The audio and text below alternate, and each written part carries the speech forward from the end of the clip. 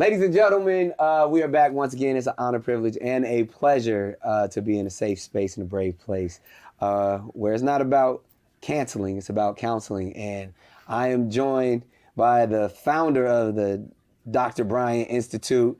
And I honestly, I've never had more reverence for an individual in this setting, not only because she's truly a professional and kind of walks the walk and talks the talk, but she reads me, she puts me in my place and talks to me in a way that I receive it, because she has over 17 years in her profession as a therapist and an expert in psychology, but also keeps it real.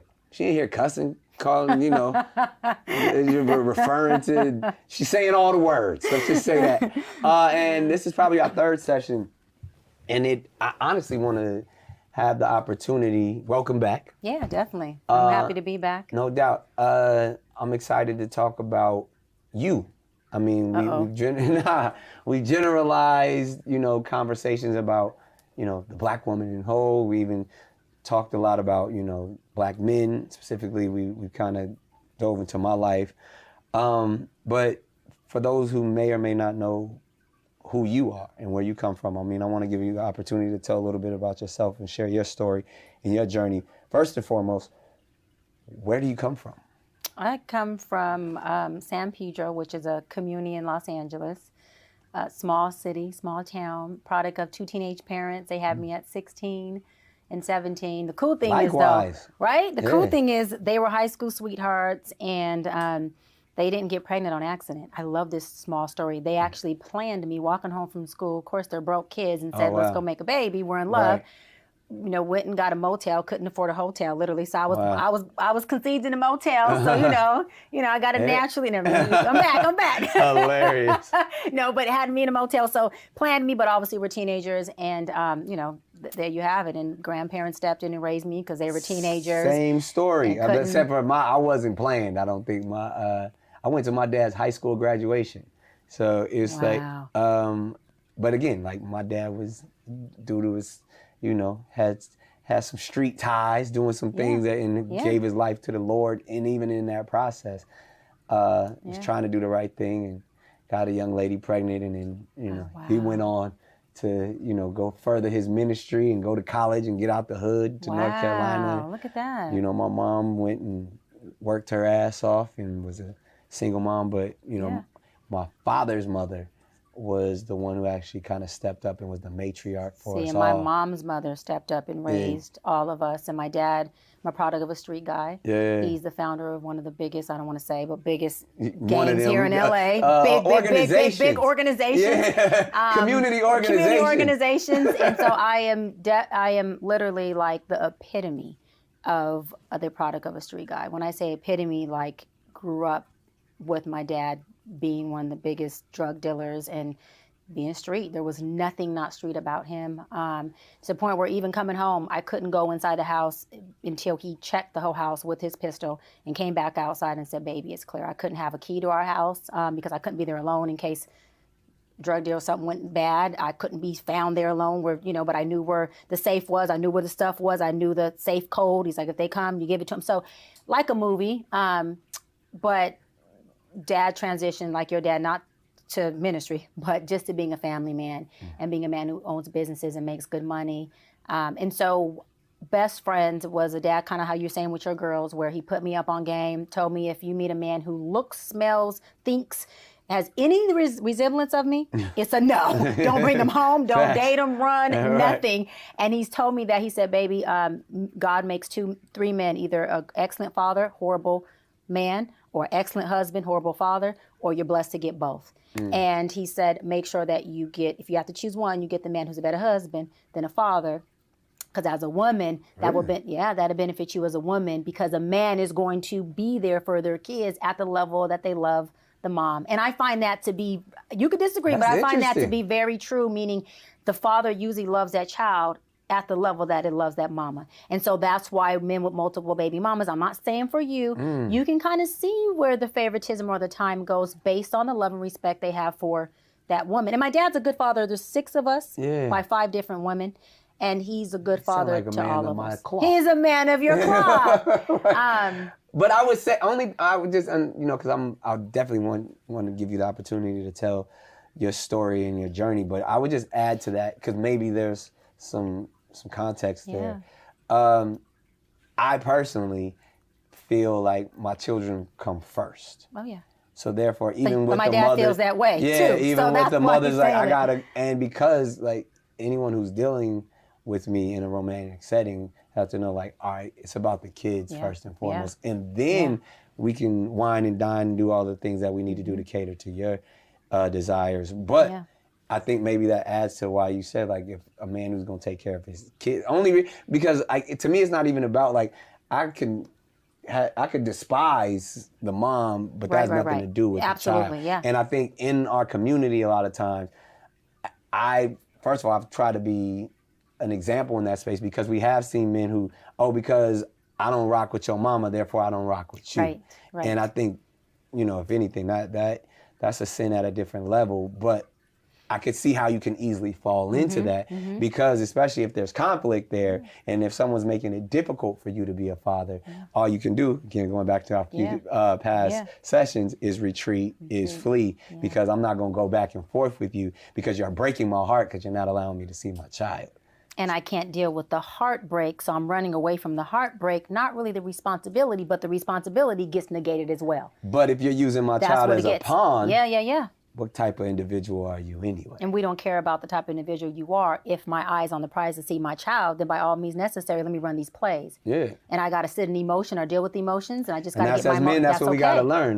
We just unpacked some heavy stuff right there. Yeah, totally. But again, in any man who is a single father who is desiring to be in their child's life at the highest capacity, I just encourage you just to work through it.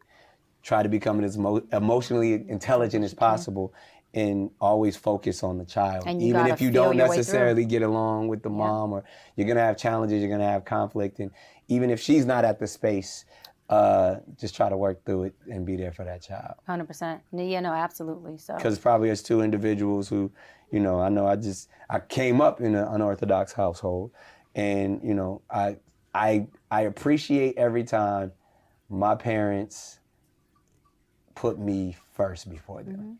And sometimes as humans, it's not always easy to put, even as your own children. In my value self-preservation is the first law of nature. Yeah. So, you know, you got to take care of yourself, but still take the attempt to put your children's feelings before your own. And I think that's why statistically, that's a big reason why the divorce rate is high, because of what you just said, people putting kids first. I beg to differ, even though my dad agrees with you too. He's the dad. He puts us first. He don't care who walks. We come first. So he's been an excellent father, but not the best of man, just being real.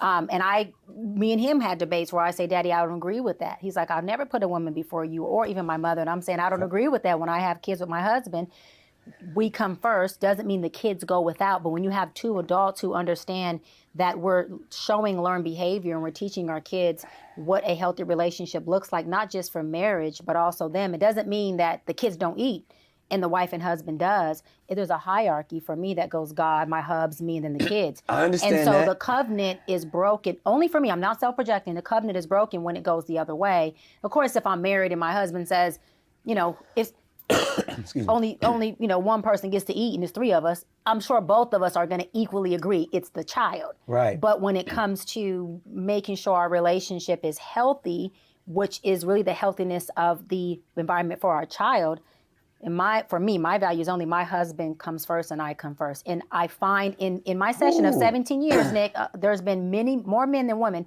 who come in and say that the relationship failed. And if you look at divorce rate statistics of when divorce happens, it's after that first child. Yeah. It's after, because they should have never got married in the first place. Probably so, but also because, you know, whoever it was, and from my experience, it has been the woman, we're not knocking women, but it's been the woman more who has placed the child first and totally dissipated the man out the relationship. Only reason why I'm going to have to disagree with you on this, Doc, it's okay, is because if we're talking life, yeah, these children did not ask to be here. Right.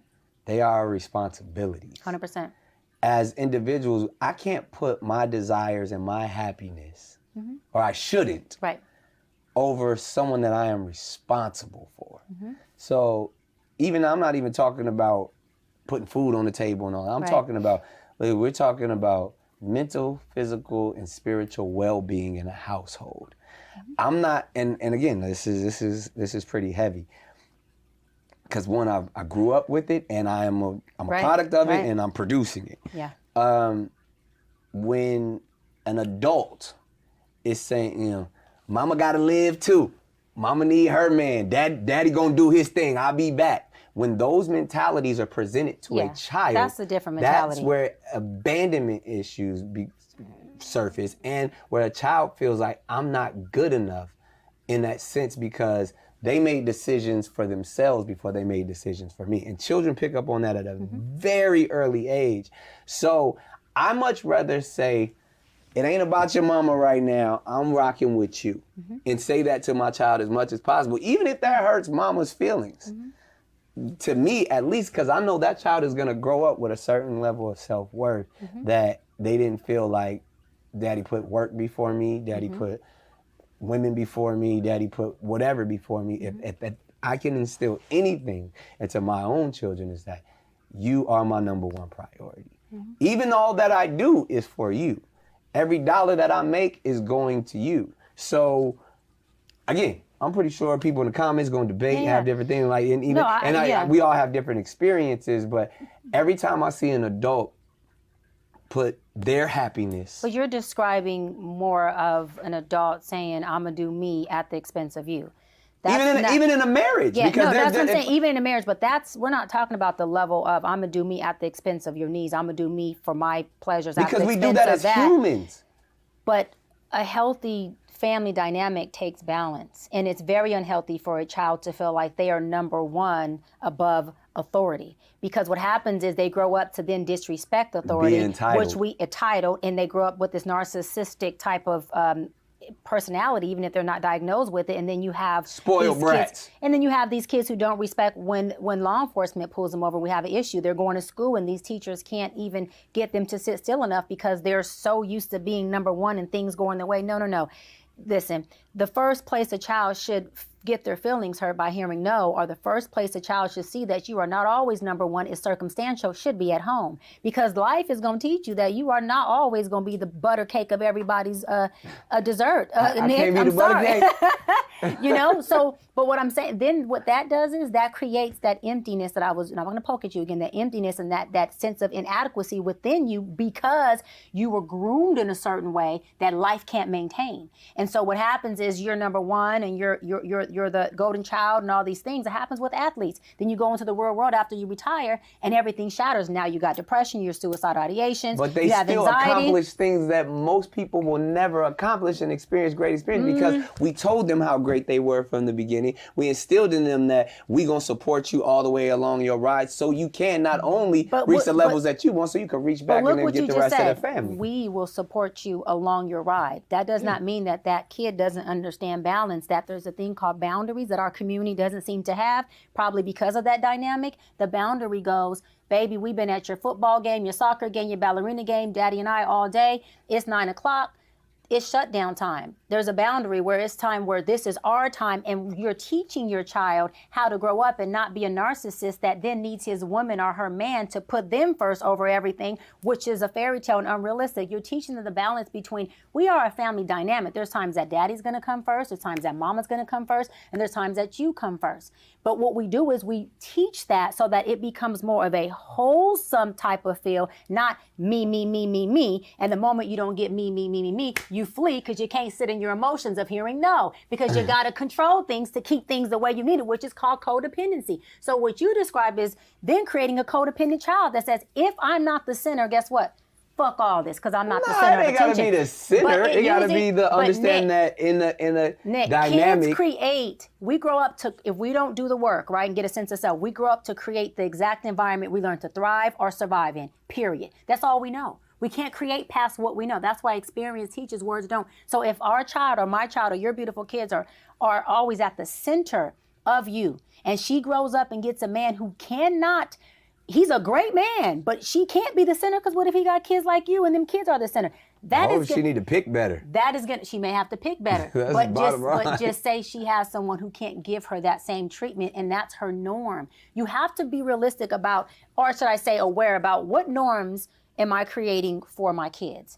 And I'm saying, because listen, I'm a product of what you're saying. I was the golden child. I was the child that came first. And look at you.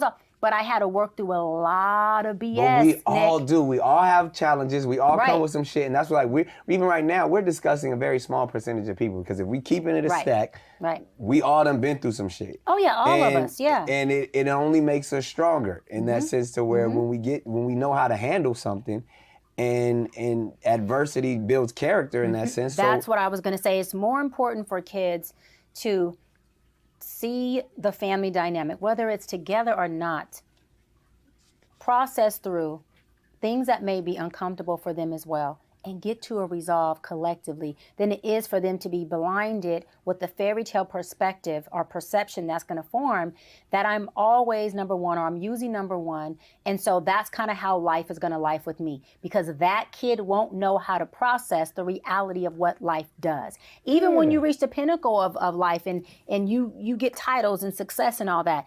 Look, that uphill climb is a mug, boy. And that uphill climb will show you what you came from or what you built. And also it'll show you what environment you were put. I came from a very adverse environment. So that's why I was able to catapult, because I didn't know where I was running to. I knew I was running from, though. So I put them track shoes on. They're still on. You may see heels today, but them track shoes are never unlaced, because I'm still running from something, right? And I just happened to run into a lot of amazing opportunities and things and people and blessings and work and healing. I got blessed to run into that by default and by choice. But if a child... It's called God's favor. God's favor, baby. But we have to be very, very, very aware, from being in my field, of the norm we're creating for our babies, and of course, it's better to be involved and cause whatever chaos you're going to cause than have children have daddy issues or mommy issues, meaning you're just not there at all. But I think you're going to have both. Yeah, you're going to have both, too. We all got daddy issues, we all got mama issues. But there's different levels to it, though, Nick. There's different levels to it. Absolutely. But at the end of the day, because I'm not a fan of Freud's perspective, is that it all comes from some reverting back to your childhood and some, because we need to stop making those excuses and blaming mama and daddy 100%. for who we are. 100%. You can blame mama and daddy for the cause, but you can't blame them for the effect. There you go. Or your choices later on once you become an adult. Once you understand, like, I went through some shit, but now I'm going to be... But that's why mental health, therapy, coaching, psychologists, seeing that, going to it. I go to one myself as a doctor. Everyone needs to be in it, because it's not about us as a professional telling you your choices were right or wrong. It's about us helping you figure out the root of that choosing and the norm that you're in, and just drawing out a plan that works for where you want to be. Because a lot of people are still in the environment that they don't want to be in, because that's the childhood environment they've taken with them, and they keep recreating the same pathology, and they're going crazy in that. There's lack in that because the evolution hasn't taken place. And it's not because they don't want to evolve, Nick. It's because they don't have the effective tools to do so. People who come in my session are not there saying, I always just wanted to be messed up. I don't want to evolve. No, they're saying, like, had I known this, doc, 5 years ago, I swear to God, I would have moved on it. Had I had this tool, I would have moved quicker. Had I knew this is what evolution looked like, I would have jumped a long time ago. Had I known I can jump without a life jacket, but I felt safe within myself, I would have been a professional jumper. Right? People just need to know, how do I do it? And one thing we all want to know is that we're going to be okay when we do. Everybody just wants to be okay in whatever they're doing and wherever they're going. Will I be okay? Right. Whether you there or you not, doc, will I be okay? Right. And they're only able to be okay when you teach people a sense of self, meaning who are you? How do you govern you? How do you manage, which is a better word for control, manage who you are? And how do you produce the experience you want? Because you don't create my experience, I do. I already came here with the experience I want. Right. You can't create that for me. You already came here with the experience you want.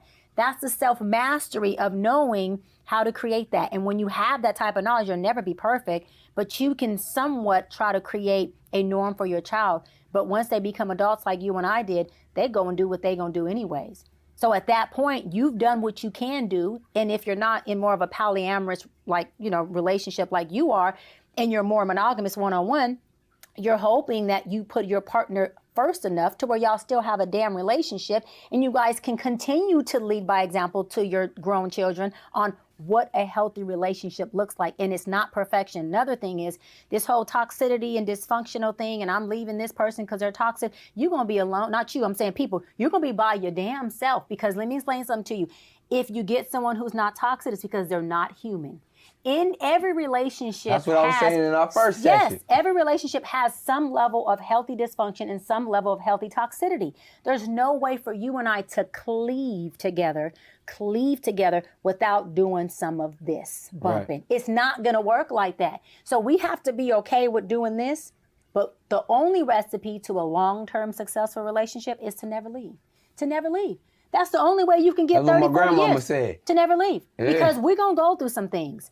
And there's going to be a lot of things that I say, this is it. This is the non-negotiable, right? But if I really am in it to be in it forever, like from the beginning, before I meet a man, I'm saying when I commit, I'm just doing this forever. That means I'm signing up and forgiving you before you do any of the bullshit you may come with. And that's challenging, but that's what real commitment is. Commitment is I'm going to do what I said I was going to do no matter how I feel. That goes back to what? Emotional intelligence. Right. Emotional intelligence is a nucleus to any healthy relationship. If I'm committing to you and you piss me off, I've committed to stay. So where am I going?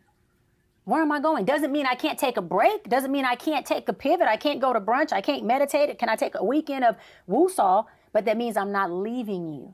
And as an abandoned woman, thank God I've evolved into a place of deeper than just not leaving you, meaning leaving the relationship, but I've also had to learn to not leave you in this emotion of distraught. Because leaving you while you're in your emotion is the pit of abandonment. That's worse than me walking out and returning. I should be able to sit in this with you, upset or not upset, until our emotions do whatever they're going to do and we get back to baseline. Right. Because that is the epitome of deliverance. That's the epitome of commitment. Abandonment is, you know what? I can't deal with my emotions, so screw yours, I'm out of here. And when I feel I'm okay and I've regulated, because I don't know how to do it, I'll come back. But it's still an emotional roller coaster, and abandonment is an emotional roller coaster. What I need you to do is sit with me in this until if it take a day or 2 weeks or 5 hours, don't leave me in my pain. Even if you're just my friend, no, sit with me in this. Now, if you got to go to work, that's it, baby, I got to go to work. But when I get back, let's continue to process this. But like you said, if it's an emotional intelligence scenario, at some point, if I've tried to reason with you and you're still irate, right, or you're still non-compromising, I got to let you sit in that and let you have that, and then hopefully on another occasion we can find some resolve. There you go. But you also have to, if it's someone you're already in a relationship with, and say you have already grown and evolved into your emotional intelligence and they're just not there yet, then of course you kind of have to just wait it out, do a little deliverance, wait it out, do a little deliverance, do what's best for you. But when you are, say, a person who's single or dating, you're not already in something that has been chaotic and there's some division and you're trying to atone or get that stuff to be jailed back, as a single person, you're learned, because I've learned when I was very hostile and I'm coming with it. Like I said, we come with who we are. Don't nobody give us nothing. So when I was already ready to come with it, I met men who gave me the reason to come with it. Now that I'm in a place where I'm like, not that I'm not going there with you because I have to try. I'm just not built like that no more. Right. And I don't have the desire to do that. The men that I meet, and I'm dating, I'm single, but I'm dating, the men that I meet, they ain't perfect, but the conversation is more of a dialogue like this, Nick. I have literally yet, knock on wood, because I don't want to, yelled or raise my voice at a man in the past 3 years I've been dating, because of not the men, but because of what I'm calibrating, and because my approach to a man is not like, I wish you would. No, it's now like, listen, we can talk this out, you know what I mean? Or we don't have to. But I'm not going to do this with you. And I very much, I think you can tell by my personality, I very much stand on my square, and I very much stand on business. So I don't have to emasculate you for you to know I stand on business, because more men have said, damn, you ain't no joke, by me saying, listen, do we want to have resolve right now? Yeah. Because I'm not about to do this with you. And you'll see a man's whole everything. I'm shift like who the hell is she? Like, what just happened right now? Because like you said, they're not used to that. I want to touch on that for a second because you bring up some great points, but even specifically to the single women that are watching, and they see you as a strong example. They see the empowerment. They see, but I mean, at the end of the day, what would be your advice or your insight to? I mean, because you are a single woman as well, and is the desire to get married eventually? It is. I'm in my choosing. I said 4 or 5 months ago, I said, okay, God, I'm in my choosing stage. I'm not going to call up another wedding because the commitment in me is different. So, and you I'm like you said, you've had plans that did not go as plan. I've called off 2 engagements and 2 weddings, and 2 separate times? So that's 4? 2 separate times. Damn. Yeah, 2 separate times. All right. So you know what you want. You gonna get what you want when you want it. What is your insight and advice to finding this husband out there? I think it's to be completely open. I think it's to not be a stiff blade of grass. A stiff blade of grass, I say it in my book, Mental Detox, is a dying blade of grass. Meaning you have to not personalize life, but you have to live life. And you have to be okay with getting experiences without judging yourself as a woman based on what those experiences are. Whether the experience is a week or a month or a year and it doesn't work, you gotta be able to give fully what you want to give and what you want to invest without feeling like you were robbed in the event it doesn't work. Because the feeling of robbery then dissipates you and your value and makes you question who you are and puts you in a doubtful space. And if we're talking about law of attraction, you can't attract high functioning from a place of low vibration. So you have to make sure that you understand that life is not doing nothing to you, it's doing it for you. It's meant to be lived and not personalized, and be okay with your experiences. And for the women who are up in age, when I say up in age, you could be in your 30s and you're not married yet and you are in your career or you're trying to figure things out. Make your self-talk question not be, why am I not married yet? Let your self-talk question and dialogue be, I'm proud of myself that I didn't choose out of despair, that I allowed myself as a woman to choose on my terms, on my time, and when I felt like it. Because when you do it like that, then it's more apt to work. So take your time and do you, and don't personalize it, because you have a lot of people who already been married a few times. That could easily be you. But for the people who have been married a few times and do have kids and they're co-parenting, I would say that number 1, too, get your emotional intelligence up. If you don't have a therapist and you can't afford it, read books on it. YouTube has free videos on emotional intelligence. And the best way to implement knowledge, because knowledge is not power, the implementation of knowledge is power, is to go out there and experience it. So for like myself, I had to date and get into conflict with men so that I can use my emotional intelligence tool. And I remember when I first started trying to use it, I'm like, damn, I totally messed that up. I blew that. Like, I totally blew that, right? I didn't mean to emasculate him, but damn, I didn't mean to come off that strong. I blew that up. But now it's to the point where it's on autopilot. Yeah. And I know the dialogue and I know the level of relationship I want. And then, too, don't knock yourself for showing up in ways that go against your ideology. Right. And be open to dating someone who is outside of your norm of what you think he should be, because what you think he should be is based on what you've already experienced. Yeah. And if what you experience is what you want, baby, go back. Yeah. But if not, be open to it. And let yourself be full woman, full feminine, full that. You don't, I always say I'm hybrid, meaning I'm alpha submissive, because I'm definitely alpha, but I'm definitely submissive. And I couldn't be with a man that I couldn't be submissive with. Like, if my alpha is always in prone with you, then I like submitting. I like loving on you. You hit exactly where I want to go. So in this, because even in the way you conduct yourself, even the intellect and the wisdom that you possess, it comes off very alpha and probably is intimidating to a lot of men. And then so either you find yourself being combative with another alpha, or you find yourself overtaking a man that can't match that energy. I love that. I love that you said that. My last fiance was epitome of alpha, just alpha, no beta, alpha. And it actually showed me submissive sides of me that I didn't know exist, that I fell in love with. And so when you're with an alpha who's a true alpha, there is safety there. And everything about your femininity, about your submissiveness will arise, and everything about your alpha dormants naturally. And so we didn't have an alpha battle because it was something about his true alpha essence that turned me on so much that I wanted to stay in my feminine so that he can stay in the balancing, right, of alpha. Because had I moved to alpha, we wouldn't have been equally yoked. Does that make sense? Either he would have had to go beta or we would have done this. And his alphaness, because it was the first time I was with a true alpha man, was so attractive to me that from the kitchen to the bedroom, it made me wide open submissive in ways that I didn't even, I remember saying don't want to do them things. And I started saying, when we gonna do them things again? Because I was so in my feminine. And let me say this, ladies and Nick, that one experience may have not worked, but that is what ignited my femininity in me. And from there, Nick, I've never gone back. Like every man that I've calibrated has been in his alpha that has allowed me to stay in my submissiveness. Okay. Does that make sense? And so it's the law. That man was so pivotal in shifting my calibration for me that even though it didn't work, that was a blessing in itself. There it is. Okay, so as we wrap up, get into your business just a little bit, if you don't mind. Yeah. Because, I mean, you're sharing a lot. You already done beat me up for session after session. So as transparent and as candid as you would like to be, you said, like, literally there's been 4 times that you've almost went down the altar. I almost went down. Yeah. Well, taking the long walk. Making that long haul.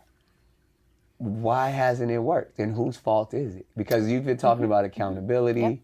You've been talking about high functioning, and you literally told me that I'm probably in my situation because of the type of high functioning and low functioning people I'm choosing. Yep. Why hasn't it worked for you? Because for the first few, I was low functioning, and I was still in my healing journey. And so I law of attracted low functioning.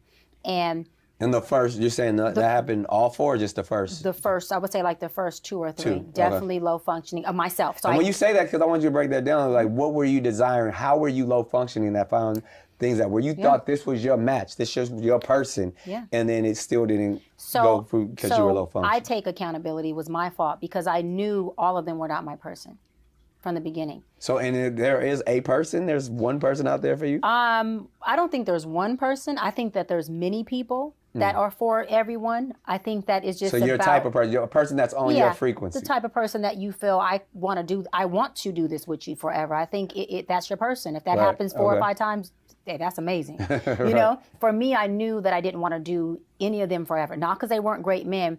I knew subconsciously that I was choosing because they were what I needed for that season. And I, got caught up in, we're here, this man is amazing, faithful as hell, loves me, takes full care of me, even though I'm in my unprofessional field.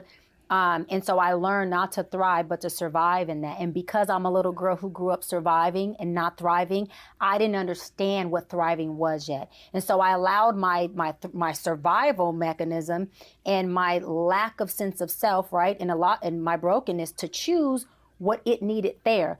And because it chose something that allowed me to stay broken, I stayed longer. Does that make sense? Because what they were feeding me, which was allowing me to be toxic, allowing me to be dysfunctional in that relationship, and even allowing me sometimes to be abusive, even if it was verbally, in that relationship without fleeing, because these men were not fleers, without fleeing or at least saying, hold on, this is not cool, we got to figure this out. It was just, I love you, and like you were saying about these babies being number 1, you can run amok, and I'm going to be right here for the muck 2 or 3.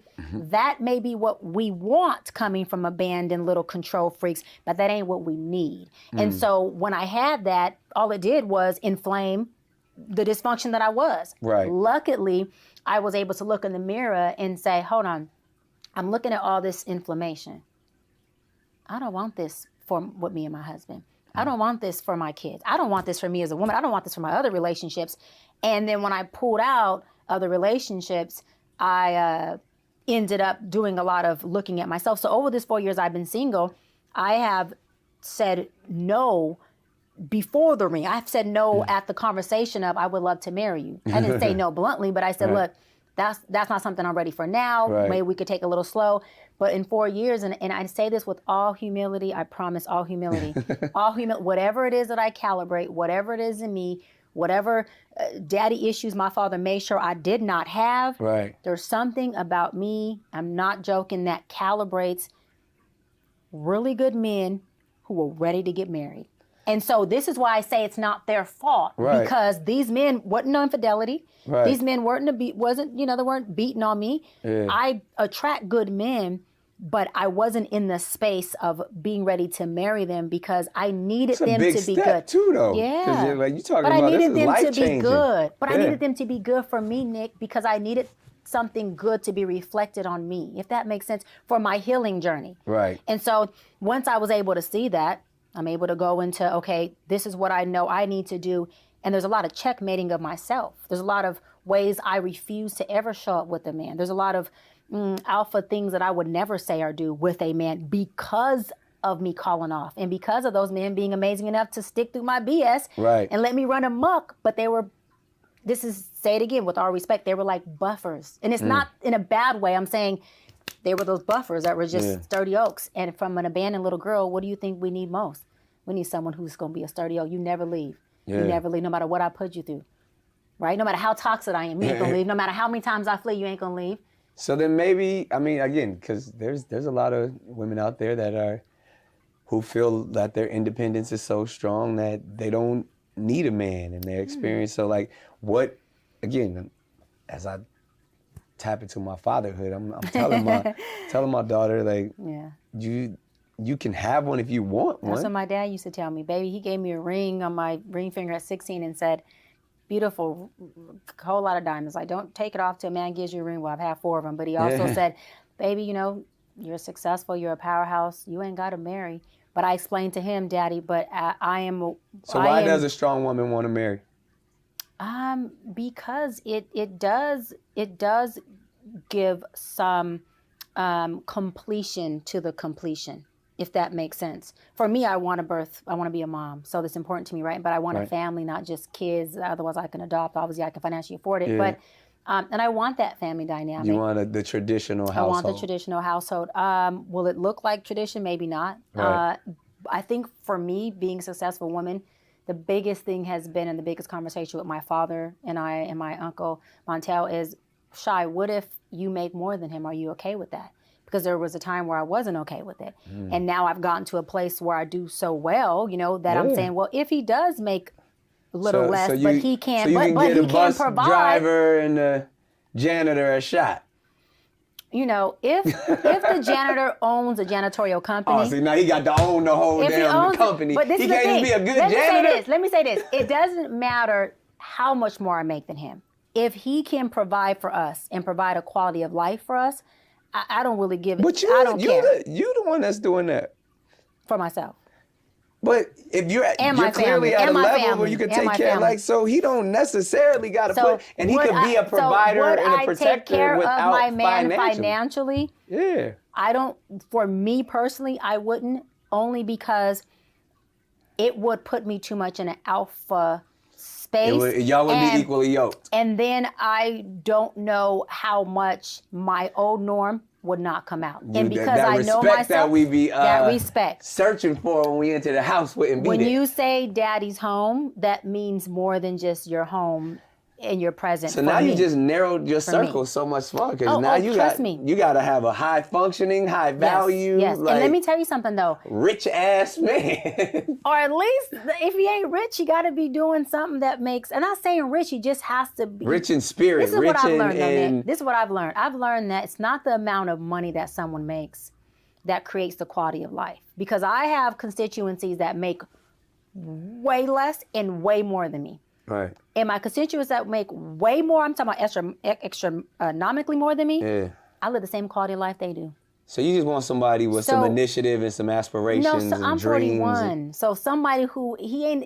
Is he done dreaming? Can he be a younger man? He may have to, because I want a man with no kids, because I want my own family. You want a man with no kids? So go on down, Nick. This nigga ain't out there. You looking for Jesus. Yes. And he still ain't came back. Can we please find Jesus? Jesus. You want a single, Jesus could carry the cross. rich, Jesus could be high functioning, smart, That nigga is not. He got Jesus bitches. could be crucified and saved and resurrected. Yes, God, bring me Jesus. There is no single man with no kids that is rich. Nick, That I date man them. does not know. I date them. I date them all the time. They ain't where they at. Baby, I date them. They're dating. We're still dating. I don't have to rush into marriage because That are Yes. single. Yes. Fully single. Fully not single. Just you. fully single. No kids. Fully single. No kids, baby. And they're younger though. They're 32, 33. They're younger. Okay, Yes. I'm not saying they 40. They are younger. All right. But even those dudes, come on now. No, You telling me those men that you talking about don't got options? I'm sure they do, but why? I'm not concerned with options. And so, okay, so Yeah. because as high valued as you are and as high functioning you are, they're probably that's why they got But I those want out to there say too. that this is the thing about being high functioning and calibrating someone who's high functioning.